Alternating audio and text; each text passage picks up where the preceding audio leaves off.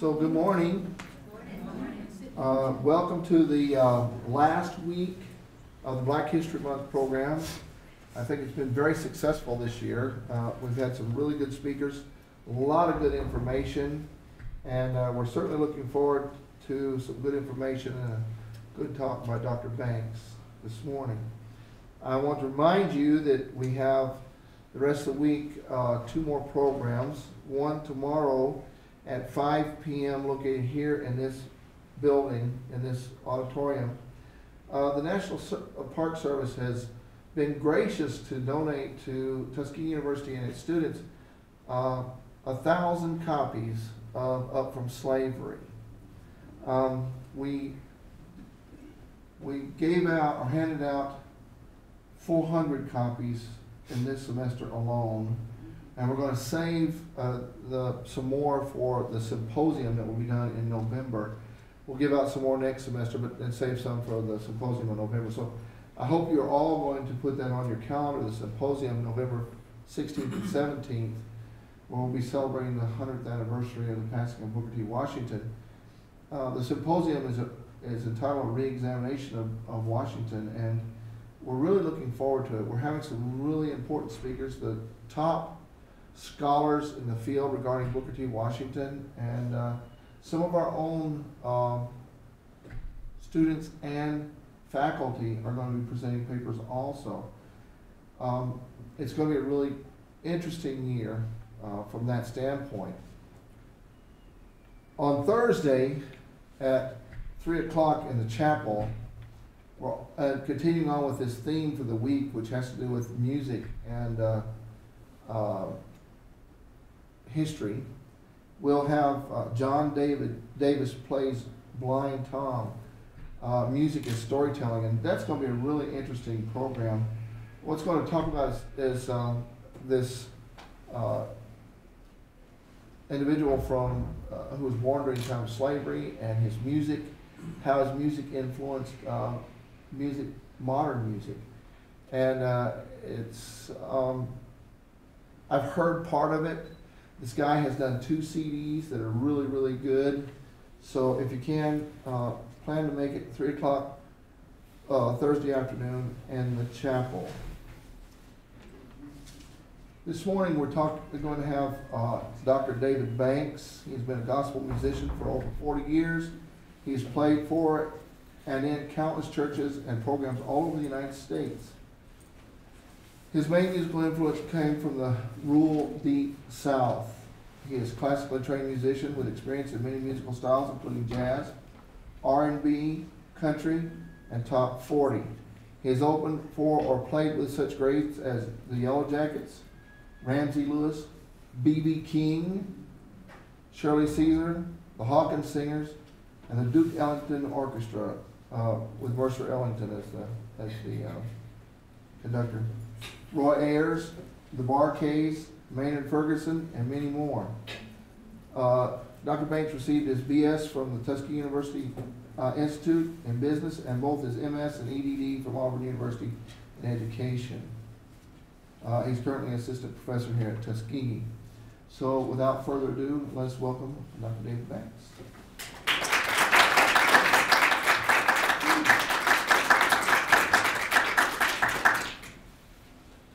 Okay, got a little bit of glow on the screen. If I guess we cut that down, I'll lose my, I won't be able to see my notes, so I guess we'll just, oh, 1, 2. Got a little frog in my throat there, but, okay, now, a little bit more about me. I think that's all I can get. Okay, that's fine, that's fine. That's fine. Everybody can see pretty good.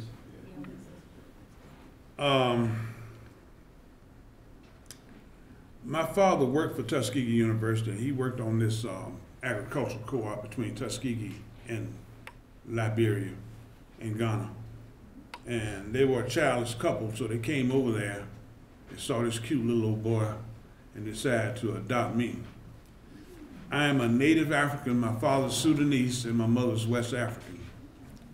So they brought me from Africa over to Macon County My American parents are from Wilcox County, Clark County, and then down in Bullock, Russell, and Barber County. That's where my father's side of the family, from that area. My mother's side of the family is from West Alabama area. Well, I discovered I was a musician, and so I'm playing for all these little churches, and I'm hearing music over in Africa, and I'm hearing music here. To me, it's the same. One thing you don't hear a lot about Africans, they love to party, man. They play them drums all night long, and they call it ceremonial. You can say it's ceremonial. They be partying, and they like parades too. Every time you turn around, they're having a parade somewhere, and so what I'm going to tell you about, I didn't really learn from textbook. I learned from Sister Bessie Tell and Annie Horton and older people that passed a lot of information on to me as I played around and went around to these different churches. Don't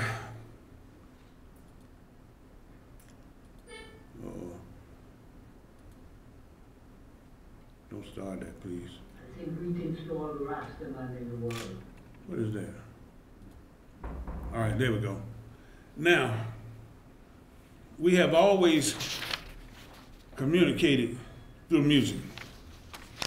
And what you see there on your left is the talking drums. And the way they operated was, now first of all, some people call this a talking drum. That's not a talking drum. That's just a drum. The talking drums, you see those slits in the log? When you hit them in the middle, it gets a low sound. When you hit them on the edge, it gets a high sound. And the way they did those messages, like each word had a series of low and high sounds, just like the digital, 010101. And the way it worked, each village had an interpreter. And this guy would get on there, and first thing he would do his signature piece, which may have taken 15 minutes, of just a series of low and high beats. Then they would start the message. And the person receiving the message would then add his signature to it and then pass it on. And the longest distance, recorded distance for a talking drum that in the, at least that book I read, was about 20 miles. So you could play some drums here and hear them in orbit, in other words. But I know when the band's out there practicing, I can hear it from my house, and I live out there by Booker T. Washington High School. All right. I'm using the wrong mouse, that's what. All right, so to understand how all that worked, you have to understand the setting. First of all, this is back in the day, you got no planes, no trains, no automobiles, no cell phones, no radio, no television, no YouTube, no Facebook, no roads, no interstates, no maps per se, and no road signs saying this is this street or that street or interstate this, and no 18-wheelers. And even then, the railway system was developed. You know, the western part of the United States hadn't even been developed yet. So we're talking about that time. So let's go on a little mission right here. Your mission is to get from this ridge over there to that range of mountains. Oh, I'm still inclined to use that mouse. See that range of mountains right there? That looks like about 40 miles, okay? And you need to get from where you are now to over there. You probably will be barefooted. There will be people, both black and white, trying to help you. And there will also be people trying to catch you. Now, you want to escape slavery. This is what you got to do. You got to get from here to there. Okay, on foot, barefoot. No cell phone, no Facebook. So, let me start this.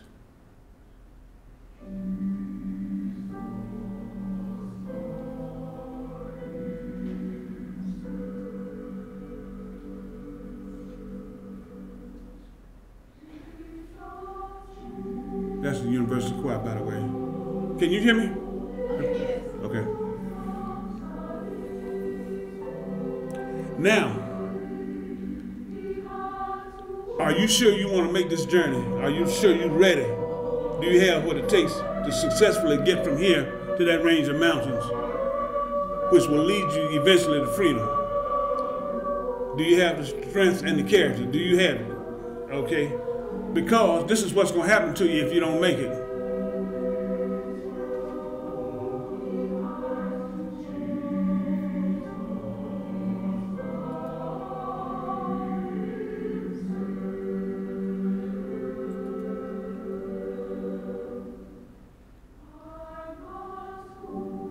And if you are a woman, I'm a rolling, I'm a rolling, I'm a rolling through this unfriendly world. I'm a rolling. she had to wear that 100-pound weight on her head for a designated period of time. But she eventually escaped. This is how she did it. She escaped again with that 100-pound weight. And when they were bringing her back, she jumped off the wagon down into a gully. And they thought she was dead. And she eventually made her freedom with that 100-pound weight on her, jumping from on the Ohio River, jumping from iceberg to iceberg until she got to the other side with that 100-pound weight.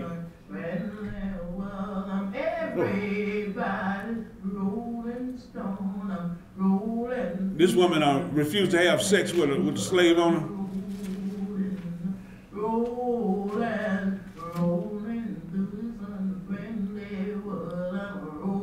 And you see his eyes are still open, so he was hung that way while he was still alive.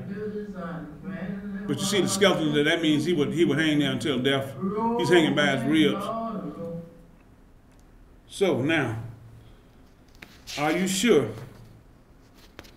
So now what questions go to your mind as you get ready to take this journey? What questions are going to go through your mind? Provisions. You need provisions, right? You need weapons. How do you know friend from foe? Because they are both on both races. So you got friends that are black and friends that are white. Then y'all got black people that'll tell on you, turn you in. And then you got black people that'll help you. So how do you know? Okay, so that's just a question that's on your mind. So anyhow, let me get down. The resistance has always been there, but it really intensified right around the American Revolution. And they said, okay, you got your freedom, now what about us? And it had gotten pretty rough because the urge for freedom was kind of boiling up, and resistance, well, in other words, the more that the resistance boiled up, the more harsh punishments and the conditions became. The more harsh they became, the more the resistance boiled up, to the point that plantation owners would have to have patrols, and a lot of them would have to sleep with guns by their beds. Some of the rules. I'm trying to give you this background, this setting to know where these songs stem from. All right, slaves could not talk to each other. They could not leave the plantation. They could not congregate in groups. A lot of times they were underdressed to keep them from running away. The quarters were under constant surveillance, and they were also subject to search at any time. Then you had spies and people tattletales, what they call rats. So that was the kind of atmosphere. But resistance now, I'm gonna have to agree with you, man. You might want to open that door back there, let some cool. It's getting hot in here, y'all. Okay, open that back door. There's some little cool air in here. Maybe psychology, I saw that fight and I thought about how hot it is.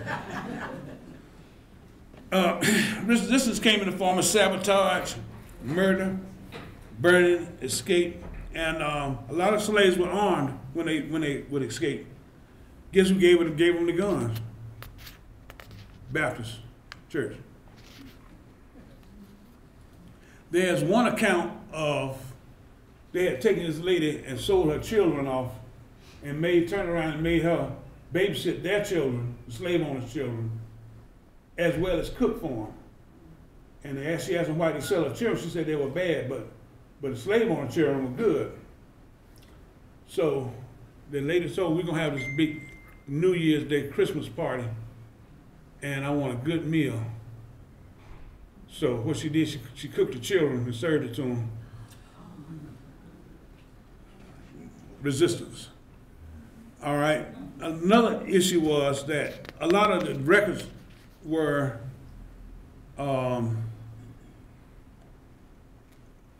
was secret. You know, you didn't keep records because you could be searched at any time. So a lot of the names and all of these people that participated in this, we're not gonna ever know who all did what, because records were not kept. It was not wise to keep evidence, you know. And much of our history is kept through songs and stories. And I would venture to say that those songs are basically the only historical artifacts that we have that date back to that period. That's ours, you know. All right. Escape methods. One of the standard escape methods was that if you escape, you would go and hide for several months until they stopped looking for you. And one technique was to follow them. In other words, keep the hunters ahead of you. One of the provisions that you had to take with you was pepper, because pepper, anytime you change direction, you spread some pepper on the ground, and that will disorient the dogs. Pepper mixed with something else. Another technique was gender switching. If a guy escaped, they would dress him as a girl and carry him. When they were carrying by buckboard from point to point, he'd dress as a girl. So they're looking for a guy, but you know, not a girl. Of course, the river. Now they say that river, you can go down the river and avoid the dogs, but I understand that that's not really true. What they would do, and later when I tell you about Haystack Rachel, what they would do is when they got to the river, of course, they spread pepper on the ground.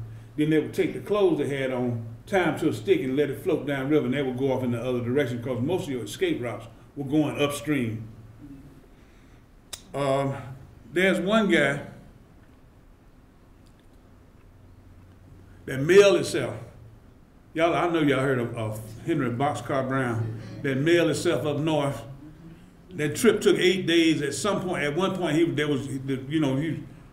boy, when you ship something in your suitcase, you see how they handle your suitcases when you're flying. At one point, they turned, even though it said fragile and this side up and everything, they still was transported from much of the ways upside down. So I can imagine that was some kind of trip. Another method was with the Indians. A lot of blacks would escape and go live with the Indians. As a matter of fact, the Seminole Indians were a hybrid tribe. They didn't exist before slavery. They're a hybrid tribe of escaped slaves and Cherokee and Creek Indians that were indigenous to this area. I understand now that the line that divides Tuskegee and Montgomery was fought over a black princess between the Cherokees.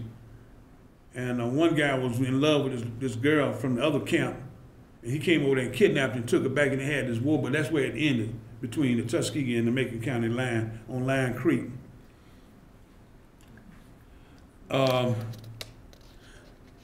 Now they tell me, and this is not in the history book, but I'm told that Osceola is buried right there in North Southern, not too far from where Zola Neale Hurston is buried. Oh, I don't know why I keep. This is on my American family, my mother's side, my great-great-grandmother. Her name was Ann Molly Woods, but you can see that she got that Choctaw, she was a Choctaw Indian, and she got that Choctaw Indian. And we're lucky to even have that picture.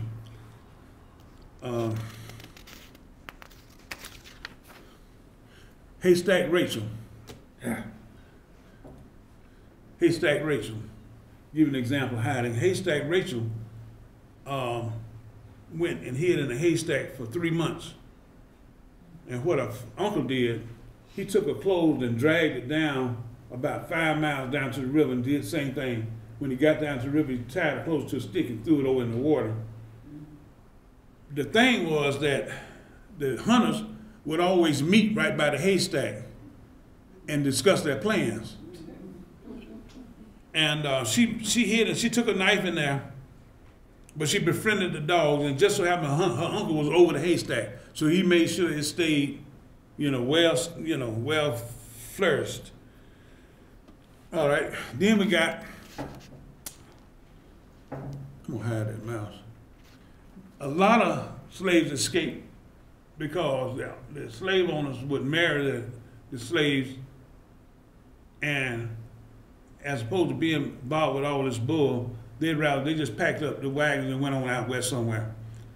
Men and women, both men and women. All right, some Underground Railroad. Some factoids about the Underground Railroad, okay? It was run by abolitionists and churches. One of the principal station operators was named Levi Coffin up in Ohio. Anytime you have a transportation system, you're always going to have a hub somewhere. Atlanta's a hub, A trip on the Underground Railroad took about a year. It wasn't like it ain't like us driving. Well, I guess I drive up there, go see my cousin in New York, and maybe stay overnight. I might just drive about 14, 15 hours drive. It took about a year. You had conductors. I mean, y'all probably know all this already. And stations and captains, but it was territorial. Now, what I mean by that is you had a station, let's say, in Columbus, Auburn, another one here in Tuskegee, and another one in Montgomery. The conductors from Auburn would know the ones in Columbus and Tuskegee, but he wouldn't know the one in Montgomery. So the one in Tuskegee would know the one in Auburn and Montgomery, but not the one in Birmingham. So it was not like everybody. Now, some conductors knew all the passages, like Harriet Tubman. She knew all of them. But by and large, and for security reasons, the person the station operator in Tuskegee didn't know who the station operator in Birmingham was. And that's significant. Another thing is, some slaves, everybody can just get on the railroad, Underground Railroad in Tuskegee and just go up to Ohio. Sometimes they would go maybe get as far as Kentucky and turn around and go back for their families. Or sometimes they would escape on their own and join at different points. And they said that, now this is according to Levi Coffin, he said that the Methodists provided the waterways, the Quakers provided the hiding places, and the buckboards, and the Baptists provided the weapons and provisions. So there was a collaboration between black and white and religions and churches and all that.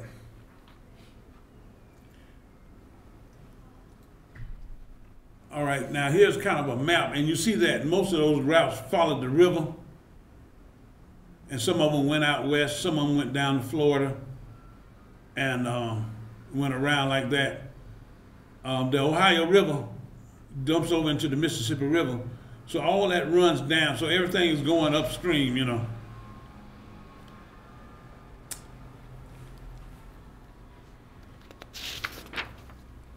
Okay, now in that day and time, the main over distance transportation was by riverboat. And you see how busy that harbor is? So it's easy to hide somebody.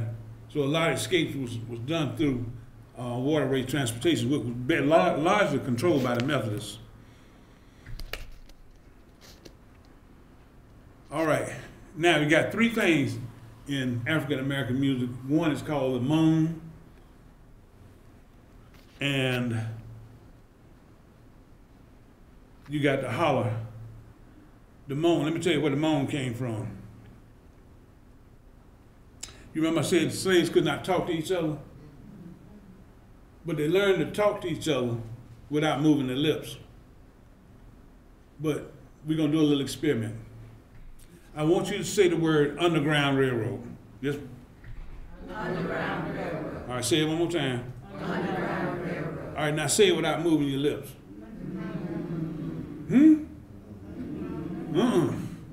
Now sing it. Underground Railroad.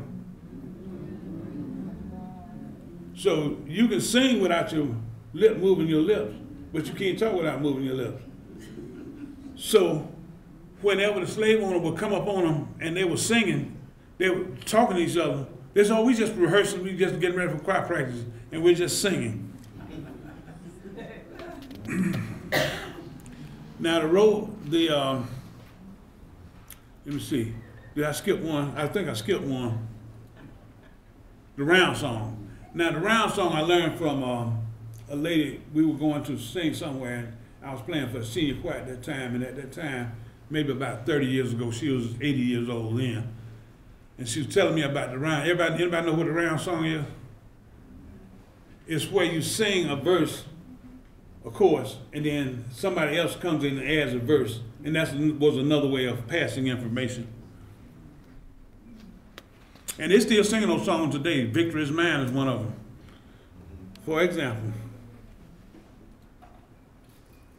Well, I went the other way.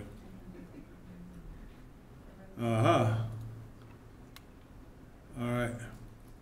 Then you got the holler.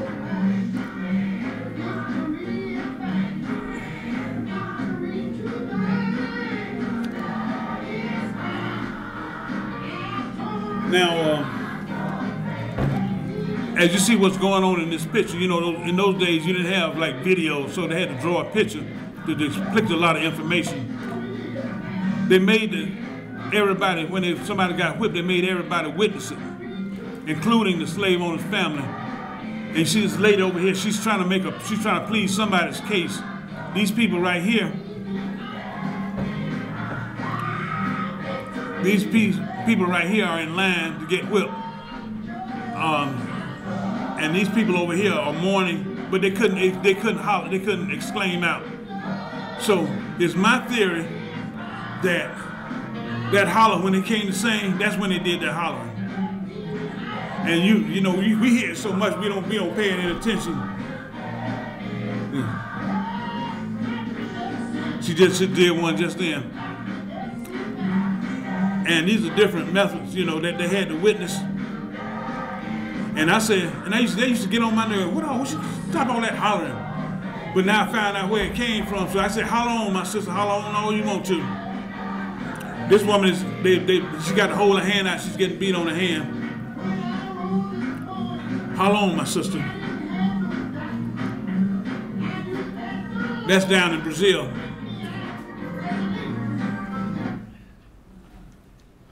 All right, some key words. Now again, it's kind of hard to say, okay, this meant this and this meant that, because remember I said that the way the Underground Railroad was structured, you had different stations, and those codes meant different things at different times in the different areas. Didn't have no one universal code. Now they have evolved, and some of the songs we remember, they had catchy tunes and everything, but it was a lot of songs. You know, anytime you hear reference to water, it's talking about rivers, waterways, and even baptism. Water is where you find nourishment. You got to have water. You can do without food as long as you can water. So you always had to know where water was. Now, one common technique was to hide during the day and run during the night. And one way you could find water is to listen for your frogs and crickets, but for your frogs. And if you follow them, you always know where water is. The Big Dipper, now I didn't realize this until I ran up on this. That's the North Star. I thought the North Star was in the corner of the Dipper. But it's up there, and it's always visible, because you see, this is supposed to be the cycle of a year, I guess. I don't know. I'm not an astronomer. But when I saw this, I see, okay, that's why they're talking about North Star is always visible. It has something to do with the rotations. I don't know. I'm not a... Another thing was, anytime you hear reference to trees, what that taught you is moss only grows on north sides of trees. That was one way you could always find your way north. Of course, Satan, devil, or death was always referring to plantation owners. There's a line of song called "Hush." Somebody come creeping in my room. That was a warning that you was about to be searched, or they was going to come looking for something or somebody.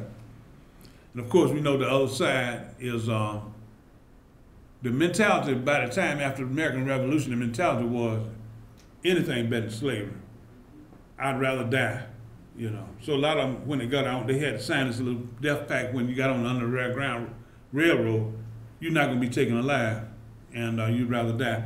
It's accounts of women that have killed their children rather see them go back to slavery, kill themselves. There had a lot of gun battles took place. And so when you hear in reference to the word white or Cana, that's referring to Canada, the snow up north. Roads, the same thing. Soldiers were armed escapees. Children were escapees. They call Harriet Tubman Moses, but Moses was still just by any conductor. And the rock, they talking about the music rock and roll.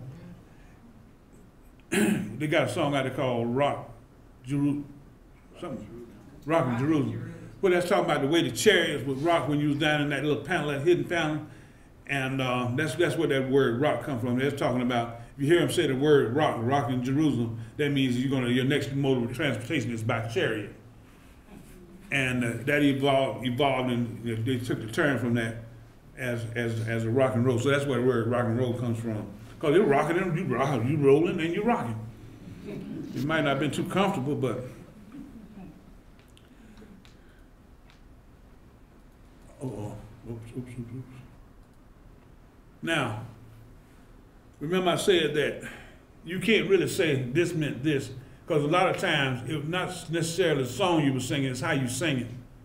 Like it's how the order you put your verse in. Like you said, Harriet Tubman, one of her techniques was that if they sang a song and they sang the verse twice, that means come on out. But if they sing it but one time, that means to say stay put. So different words meant different things in different regions at different times.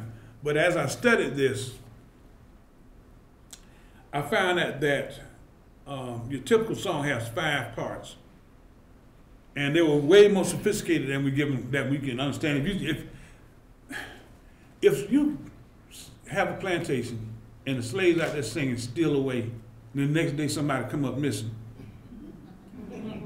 how long you think it takes for you to catch on to that one? The next night they sing "Steal Away," somebody else come up missing. So you know you would respond to that, right? So they had to be a little more sophisticated than that. So, so the cold songs had 5 parts, at least to this is just my personal little personal theory. It has an artistic dimension with the melody and everything.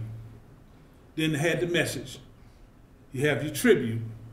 You had a distractor, a set of words that didn't make no sense to keep you from picking up that that's a code. And then it has a philosophy, okay? Remember, and I have a friend, Luda, I'm gonna give him credit, Pastor Huffman downtown there, said that music has 3 parts. The melody appeals to the spirit, the chords and the background and everything appeals to the intellect, and the beat appeals to the body. Now there's some truth to that, because when we have choir practice, we have the most problems with trying to get people to sing their harmony parts. Lead singers, they can pick up that part, you know, they can go pick it up and go ahead. But you have your biggest problem with the intellectual part, and that is trying to get folks to sing their parts like they're supposed to. And keep singing them. Let me add that part in. Okay, so let's take a song like "Wade in the Water."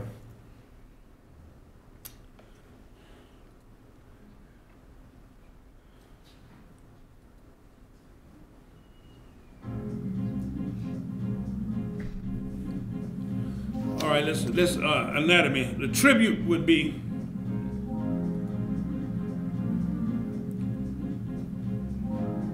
that we crossed this big body of water to get over here, separated from our homeland, our families.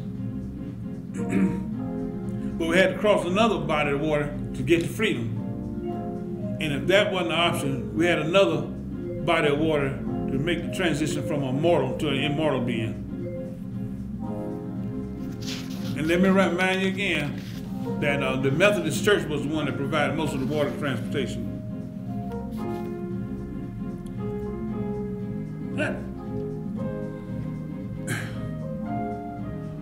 The tribute part, you baptized from mortality, immortality, from a slave body to a free spirit. Like many escapees formed that sign that death pact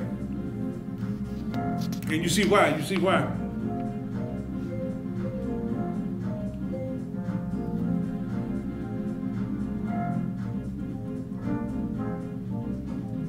Now, this one is full of those distractors, lands that didn't make sense. Children all dressed in white, children all dressed in red. Children all dressed in white means that it's time to go. Children, when you say children dressed in red, stay put, you know.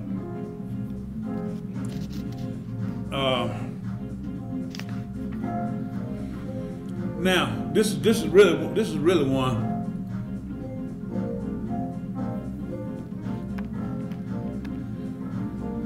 All right, you know, there's a line in Wade in the Water that God's gonna trouble the water. Now, that's a philosophy. What that means is, if you go into John 5, when he was that man by the well, and he said, every time I try to get in the water, somebody jumps there ahead of me, and Jesus walked up. And first question he asked me, do you want to be healed? So the philosophy there is, do you want freedom? I mean, do you have what it takes to fight for your freedom? Are you strong enough? Are you mad enough? Are you tired of being a slave enough to really want freedom? That's what that means, that line, and that means. That's me playing, by the way. Yeah. All right. For some reason, the audio wouldn't play on this one. But the name of this song, I'm sure most of y'all have heard this one. Hush, Somebody's Calling My Name. All right. Somebody's Calling My Name. The tribute part of it is that there would be justice one day. It reinforced the idea that escape was an option, but it requires stealth. It requires a certain characteristic. You had to have stealth. You couldn't have a big mouth, and you couldn't be too clumsy. Somebody's calling my name. You know, the Underground Railroad didn't accept just anybody. You know, somebody's calling my name means that you have been accepted into the Underground Railroad for transportation. You had to sometimes, in some cases, had physical tickets. All right. Got my religion in time. All right, the message here is someone is listening or approaching. And it also meant that there was an informant in the midst. The philosophy of it, though, unfortunately, slaves had to appear not to be too smart. You saw that man with that mask on his face. If you said something that slave owner didn't like, that was your fate. Or if you appeared to be too smart, they would find a way to sequester you. So, hush means you have to hold your peace for now, and you know you're going to escape Friday. Don't be running around here bragging about it. I'm getting ready to get out of here. You still have to hold your peace. And some other words in there that's a distractor. Oh my Lord, what shall I do? Sometimes it's prudent not to say everything that comes to your mind. It's okay. You just hold your peace for now. You know, you'll get your turn. So that's the philosophy behind hush. Then we come to probably one of the most popular songs there is, as far as Underground Railroad songs, Still Away.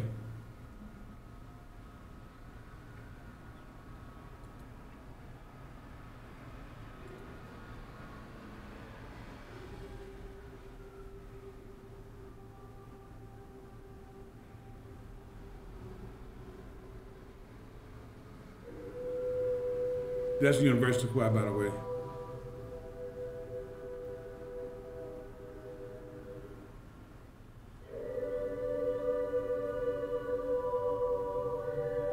Now, they said that this was the call to assembly song for John Brown. John Brown. Still Away also meant assurance that escape was an option. But you also know that you had to have provisions, and it was okay to steal them because you had been stolen from your homeland, your family had been stolen away from you, and what was not given had to be taken. It is a distractor in there, on, quiet.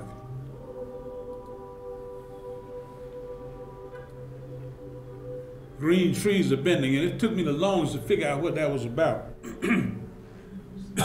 Green trees are bending. It meant several things. One thing it meant was that it's time to go.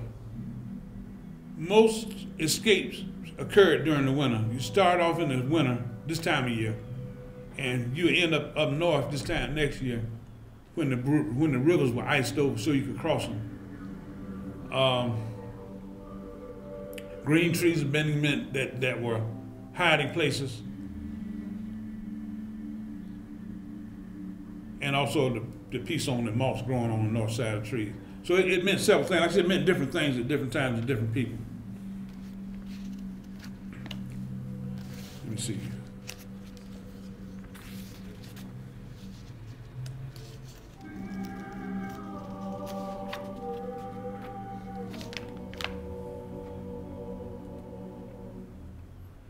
So now let's look at it from another point of view. Steal away. In other words, if it's not given, you just have to take it.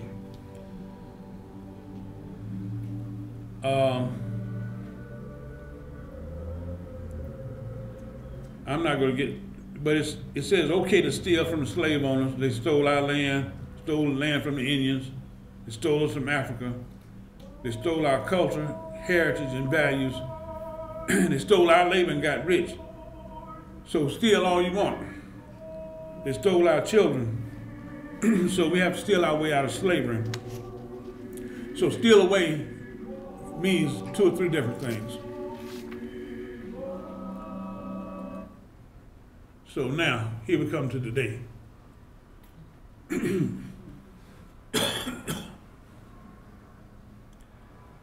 We're gonna have to, it's been my observation that people like us are out there trying to help, working in the community, doing all we can do. And the harder we work, look like the bigger the problem becomes. And because it's easy to get on drugs and easy to be running around here acting a fool, running around your pants hanging down, it's easy to get pregnant, drugs is easy. Alcohol is easy till it gets you trapped. Then once you get trapped, you know.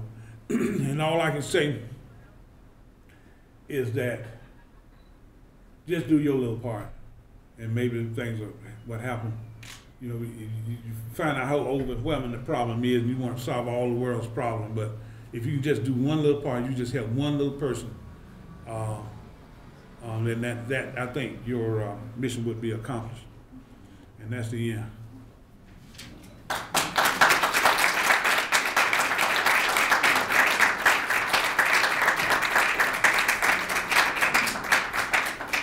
We have a few minutes for questions. Do you have any questions?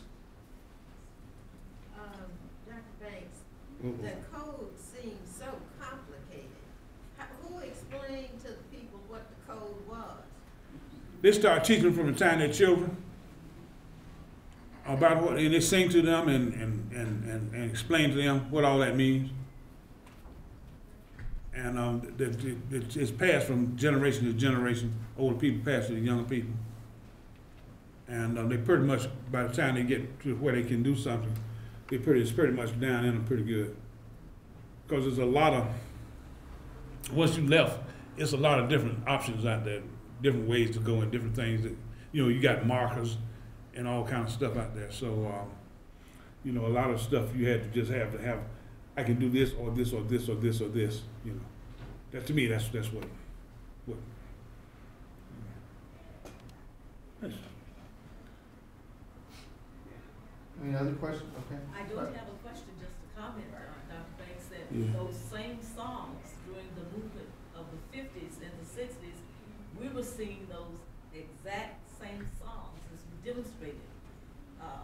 You know, Still Away, Hush, and added words to give meaning to the times in that period.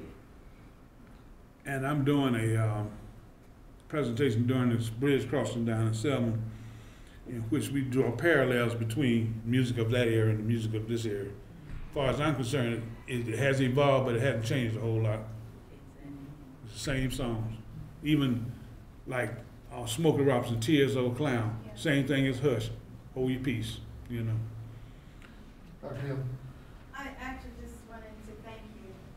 I don't have any questions, but I wanted to thank you. I know how much work you put into this, and Thank you. I'm just sorry more students didn't come because this is a life lesson. Yeah. And I love teaching about this, but I love seeing people who are as passionate about it as I. Yeah, if I get the feeling that I'm preaching to the choir, but that's okay. Choir's always good. Yes, sir. Question. Oh. I have researched in depth Harriet Tubman, Horace King, and Thomas Wiggins. Yeah. And I went so far back into Harriet Tubman to research the Hush Puppy. Yeah. Can you kind of give us some insight? I got some insight on it. The Hush Puppy? Yes, sir. What kind of, talking about shoot the shoe? No, sir. No. Talking about the song Hush? When the slaves, when you mentioned a few minutes ago that the Underground Railroad was a secretive Yeah. thing that was, I researched back to where the relations between them, the house slave, the yard slave, and the field slave.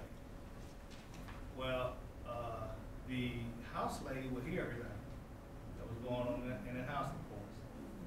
And he would tell the yard slave, which was like Chicken George that we saw in the movie Roots. Mm-hmm. He knew everything. Mm-hmm. What went on in the field, what was going on in the house. But anyway, the house slave would tell the yard slave that master was going to leave, go to Virginia next Friday night. Mm-hmm. If that was going to be the time to run, that would be the time to run. So they would tell the field slave. Well, they kept getting caught because they had what they called Negro dogs, which were the dogs that were raised around them from very young. And so when they would try to break and run, because they would ring the bell, and then they would put the dogs on field slaves' trail. Mm-hmm. Well, that kept happening. The slaves got smart and said, we got to come up with something so the dogs cannot track us. So what happened was the slaves only had access to staples like cornmeal and other things like the garden vegetables that they grew for themselves, probably a little bacon here and there. So that's when they would start to make these hush puppies. Mm-hmm. So when the slaves got together, said, this time we run, we're gonna run halfway in the woods. Well, let me back up a little bit. The field slave was told, don't feed them dogs that much on Friday. So the dogs are very hungry. So what happened was, when they would bring and run this time, these dogs are hungry now. Mm-hmm. They run halfway in the woods and stop, throw the hush puppies to the left, and run to the right to freedom. Right. Yeah. So that was one thing that I really did some in-depth research on. And if you look at the U.S. military records, if you go into the Library of Congress, you'll see where Harriet Tubman taught that trade Yeah. to the U.S. Army. Y'all ever heard of poke salad? Yes. Yes. Poke salad will kill you. They're using it now for AIDS research. It's such a powerful plant. It grows wild around here. It's just everywhere. It's a weed in my yard. I had to go out there and get it up every year. But give you an example now. Just here in the last 5 years, I learned this from a guy named Eatwell Williams. He said, boy, what you do, you cook that stuff down 7 times. You take 1 spoonful of it and you eat it once a year and you will not get sick the rest of that year. He said, but don't you try to cook it now, because if you don't cook it right, it will kill you. And poke salad was used a lot as a poison. If it didn't kill you, it would zombify you. So that was probably, you know, it's 2 things I thought about when you was talking. One is always somebody that know everything that's going on. we call that the community broadcast radio person. Somebody in Tuskegee always know, or think they do, because they get it wrong most of the time, but they think they know everything that's going on. And there's always, and I had an auntie, I used to live with her like this, that knew all the plants and all of they call them snake doctors. And sometimes they double as midwives or whatever. And they knew all the plants and all of the different little things that you could use in whatever situations. So every plantation had both of those people. Somebody that knew all the plants and knew all the poisons and knew what to do in it. Just about, when people would get punished, they had certain things that they could put on you, to ease the pain and everything. Or if they could get to you in time, they'd give you something that you wouldn't experience the pain as much, And I'm glad to know about that. I'm just gonna add that to my. If you don't mind me stealing it, I'm gonna add that to my little.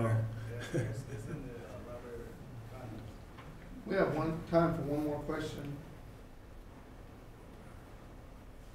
Another question then. All right. Anything on on that railroad, on those checkpoints, anything that you can talk to about Ripley's, Ohio? All I know, Ohio is one of the main hubs, and Levi Coughlin operated the main hub out of Ohio.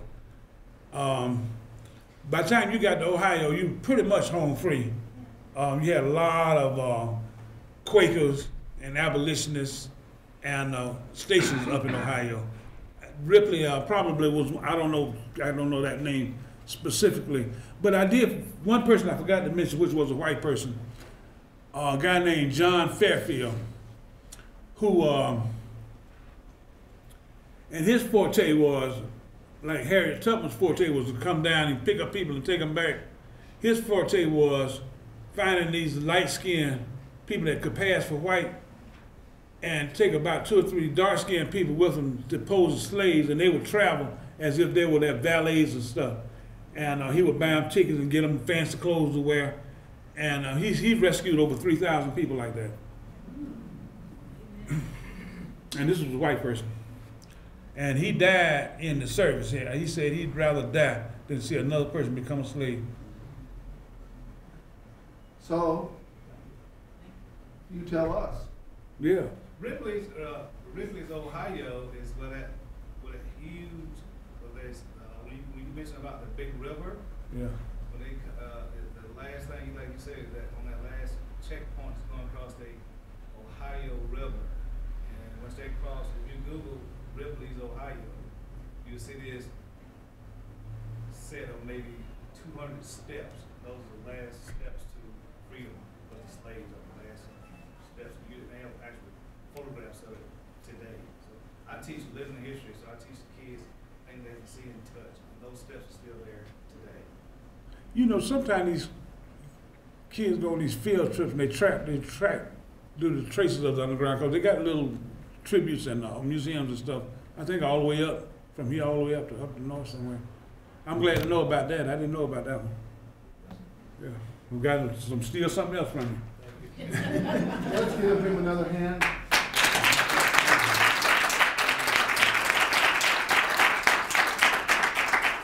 Thank you again for coming today, and I want to remind you, of course, as he mentioned just a few minutes ago, we have Thursday's program at the chapel.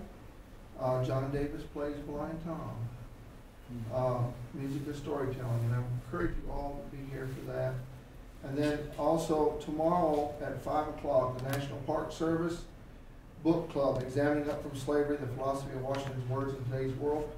They're going to sit up here with 3 other Washington experts that are going to be here to talk about Book Up from Slavery. So I encourage you to, if you've got classes, encourage your students to be here for that.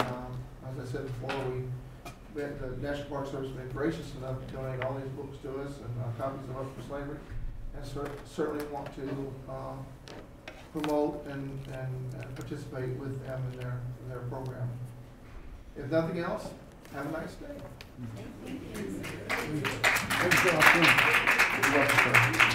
Good job.